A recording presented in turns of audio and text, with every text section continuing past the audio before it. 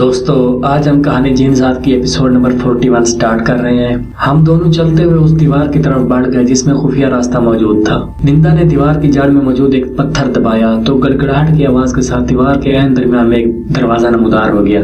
हम दोनों उस दरवाजे से अंदर दाखिल हो गए। आगे एक सुरंग थी जो हाथों से तराशी गई थी। उस सुरंग का इख्तिताम एक बहुत छोटे से गार कमरे पर हुआ जहाँ किसी तरफ से हवा का गुजर न होने की वजह से घटन का एहसास हो रहा था। निंदा के बताई हुई दीवार के साथ एक काफी बड़ा चौकोर पत्थर मौजूद था जो तकरीबन 3 फुट के करीब ऊंचा था। इस पत्थर से मजीद 4-5 फुट ऊपर दीवार में एक 2-2.5 फुट बड़ा गोल पत्थर नस्ब था जिसके ऐन दरमियान में एक सुराख मौजूद था। टुमागा, मैं सिर्फ तजर्बाती तौर पर माजी में जाना चाहता हूँ। तुम चंद मिनट बाद इस लिंक को वापस निकाल लेना तो मेरा जिस्म वापस पलट आएगा।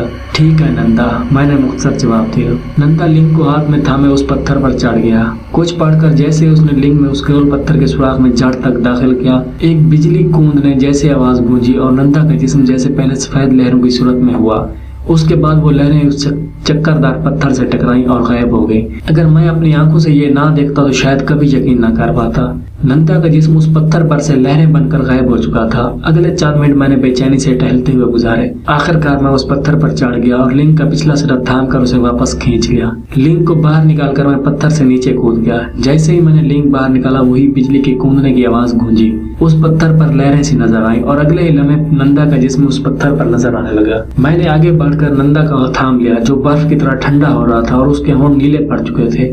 उसके चमड़े के लिबास पर भी जा बजा बर्फ नजर आ रही थी। मैंने नंदा को जमीन पर लिटा दिया और उसके हाथ पांव की मालिश करने लगा। निंदा की सांसें उखड़ रही थी और वो बेहोशी की कैफियत में थी। अगला 1 घंटा निंदा को जिंदगी की तरफ वापस लाने में गुजरा।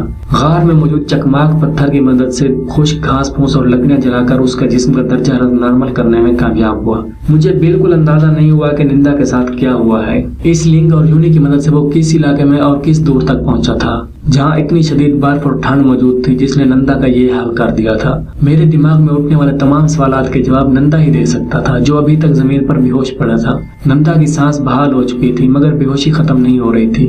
मैंने वक्त गुजारने के लिए लिंक थाम लिया। ये 1 फीट का पत्थर का बना लिंक था जो 4-5 इंच मोटा था। उसके एक तरफ संस्कृत में कुछ तहरीर था और निचली तरफ एक जैसे फासले से ऊपर के नीचे की तरफ छोटी छोटी लकीरें लगी हुई थी। मैंने गिनती की तो उन लकीरों की कुल तादाद 18 थी। मुझे उन लकीरों की वजह समझ नहीं आई। लिंक पर इन लकीरों और संस्कृत की इस इबारत के सिवा कुछ नहीं था। मैंने उसे एक तरफ रख दिया। निंदा को होश में लाने के सारे जतन मैं कर चुका था। अब सिर्फ उसके होश में आने का इंतजार कर सकता था। अचानक गार के दहाने पर शोर शराबे और जंगलियों की आवाजें आना शुरू हो गई। यकीनन ये उसी नाग कबीले के जंगली थे जो आखिरकार गार तक पहुंच गए थे। मेरा दिल जैसे उछलकर हलक में आ गया। दोस्तों, इस कहानी की ये एपिसोड यहाँ पे पास कर रहे हैं। एपिसोड नंबर 42 के लिए आप हमारे चैनल को सब्सक्राइब कर दें और साथ में बेल आइकन भी दबाएं। मिलते हैं अगली वीडियो में। धन्यवाद।